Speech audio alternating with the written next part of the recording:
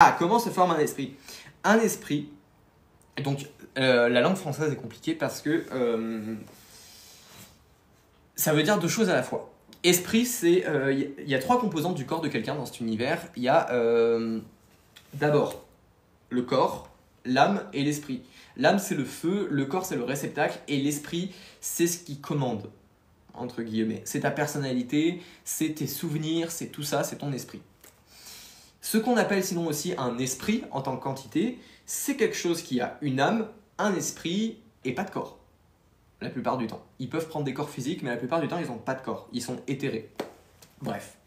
Du coup, un esprit, au sens entité, il se forme quand il y a trop de magie, trop de choses concentrées en un endroit, trop d'intentions, donc ça peut être des intentions humaines ou animales, trop de choses qui vont s'agglutiner jusqu'à prendre conscience et créer un esprit. Par exemple, Kaki, c'était quelque chose où il y avait c'est une graine où il y a énormément de magie dedans. Et avec l'amour de Jao, ça a donné l'esprit Kaki.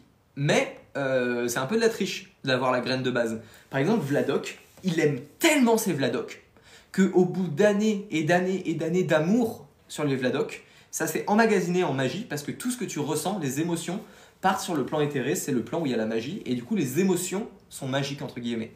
Et du coup, ça s'est accumulé, accumulé, accumulé, jusqu'à créer l'esprit des Vladok. Sauf que ça, il y en a un peu de partout. Voilà.